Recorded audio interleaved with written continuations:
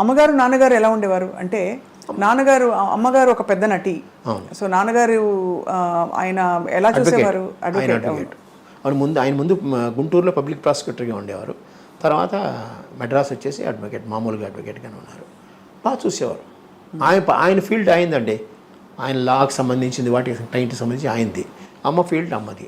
మామూలుగా ఈ భోజనం పెట్టడం కానీ ఇతరత్ర కానీ అన్నీ బాగానే ఉండేవి.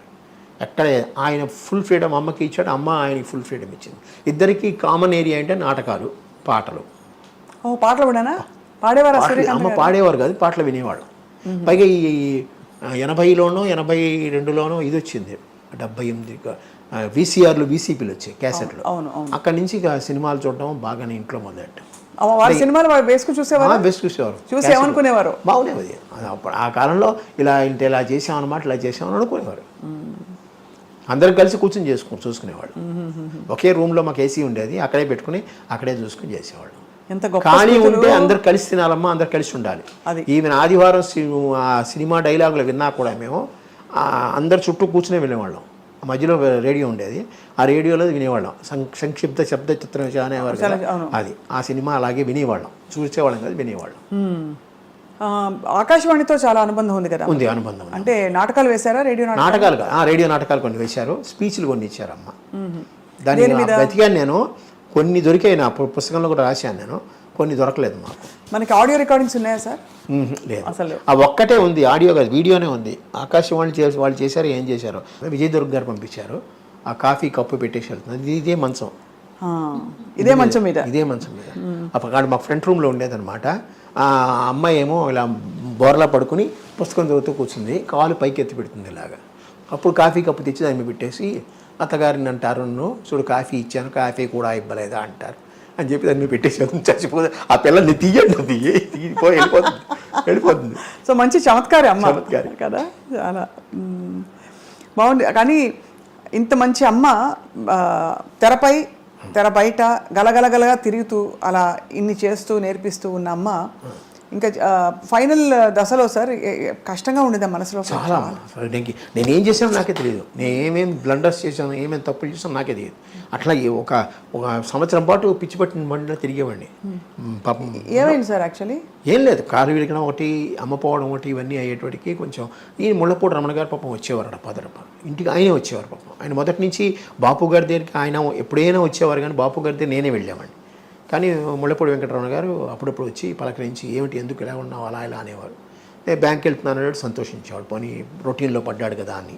తర్వాత మళ్ళీ బ్యాంక్ మానేసానంటే కొంచెం కంగారు పడ్డాడు, ఏం చేస్తావు నువ్వు బ్యాంక్ మానేసావు అని అడిగాడు. మనకుండే జీతాలే కదా అలా ఇలా అంటే, లేదండి హోమియోపతిలో ఏం వస్తుంది అట్లా ఇట్లా. తర్వాత నేను కొంచెం పాపులర్ అయ్యేటోడికి కొంచెం ఆయన సంతోషించాడు. ఇలాంటి అమ్మని కోల్పోవడం చాలా, ఏమో మాలాంటి అమ్మ ఇంకెవరికి ఉండదు. ఒక యాంగిల్లో అంత పేరు ప్రఖ్యాతులు నిజంగా నేషనల్ వైడ్ తెలుగు వాళ్ళు ఎక్కడెక్కడ ఉన్నారో అక్కడంతా అంత పేరు ప్రఖ్యాతులతో ఆవిడ ఉంటే, ఆవిడకి ఉత్తరాలు వస్తూనే ఉంటే వాటికి సమాధానాన్ని రాసేవాడిని, నేనే రాసేవాడిని. అమ్మ చెప్పేది ఏమొచ్చాయి ఉత్తరాలు అభిమానం గురించి రాసేవాడు. దాంట్లో ఇదయ్యారు ఇలాగ ఫోటో పంపించాడంటే నేనే ఆ ఉత్తరం ఇది చేసి మామూలుగా పంపించేవాడిని అంతా. అట్లాగా కొన్నాళ్ళు ఆవిడ రాసుకోలేని పరిస్థితి వచ్చేటప్పటికి ఆవిడ డైరీలు నేను రాసేవాడిని, ఎవరెవరు అడుగుతున్నారు, ఎవరెవరు ఇచ్చారు, ఎవరు చెక్ ఇచ్చారు అంతా అనమాట. అలాగా చాలా చక్కగా ఆవిడ లైఫ్లో పొద్దున్నీ సాయంత్రం ఆవిడ లేకపోయేటోడికి ఏమీ లేదు. తర్వాత బ్యాంక్లో పడ్డా కూడా ఇంటికి వచ్చేవాడికి వెళితే ఆ అమ్మాని పిలుచుకుంటూనే ఉండమే. అందుకనే దీన్ని పిలవడం కూడా, అమ్మ ఏ పేర్లు పెట్టి పిలిచేందో అందరినీ, ఇంటి ఇల్లాలా అట్లాగా కొన్ని పేర్లు పెట్టి దీన్ని పిలిచేవాడిని. సినిమాలో ఉండే రకరకాల పేర్లు, రంగమ్మ, గంగమ్మ, అమ్మకి ఏమేమి పేర్లు ఉన్నాయో ఆ పేర్లని పెట్టి దీన్ని పిలిచేవాడిని. ఇంటి ఇల్లాలు ఎక్కడ ఉన్నాయంటే పాపం వచ్చేది పాపం. అట్లాగా కొన్నాళ్ళు ఆ విధంగా గడిచిపోయింది. అంత కొంచెం కొంతకాలం ఉండాల్సింది సార్ అమ్మ, ఉంటే బాగుండేదండి. నాకు ఇంకో ఆ విషయంలో వెళ్ళిపోయారు అంత తొందరగా. ఆవిడ కిడ్నీకి ఫెయిల్యూర్ అయింది, డయాబెటిక్. అమ్మకి ఏంటంటే ఎక్కువ నెయ్యి అలవాటు, ఫ్రైడ్ అన్నీ, ఉడకేసినవి ఏది ఇష్టం లేదు ఆవిడకి. అన్నీ ఫ్రైగా ఉండాలి, స్పైసీగా ఉండాలి, నెయ్యి ఎక్కువ అలవాటు. దీంట్లో కొంచెం డయాబెటిక్ వచ్చింది, కంట్రోల్ చేసుకోలేదు. ఒకే కాఫీ తాగుతుంది రోజుకి, ఆ కాఫీలో పందారు వేసుకుని తాగుతుంది. అలాగా ఏది కంట్రోల్ చేసుకునేది. అన్నం బాగానే తినేది, తనకు ఎంతవరకు కావాలో అంతవరకు తినేది. అలాగా డయాబెటీస్ వచ్చి డయాలసిస్లోకి వెళ్ళిన తర్వాత కొంచెం కష్టమైంది. మీరు అడిగిన దానికి జయలలిత గారు అమ్మ పోయినప్పుడు దీంట్లో వచ్చారు, వచ్చి అమ్మ శవపేటిక మీద ఇది వేసి మాట్లాడి ఒకటే అన్నారు. నన్ను అనంత్ అని పిలుస్తుంది ఆవిడ. అనంత్ నాకెందుకు చెప్పలే ముందు నువ్వు, నాకు చెప్పుంటే దీనికన్నా బెటర్ ట్రీట్మెంట్ నేను ఇప్పించేదాన్ని కదా.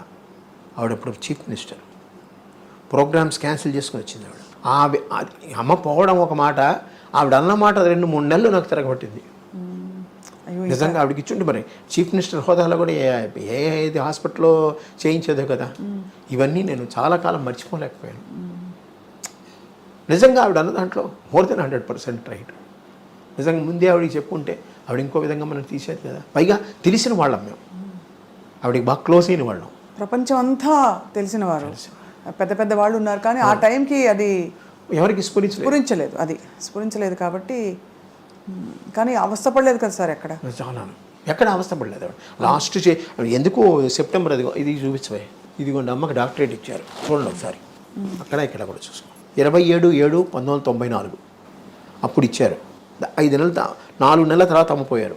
అంతవరకు అమ్మ తిరిగారు, తిరుపతి వెళ్ళి తీసుకున్నారు, పద్మావతి విశ్వవిద్యాలయంలో అక్కడ వెళ్ళి తీసుకున్నారు డాక్టరేట్.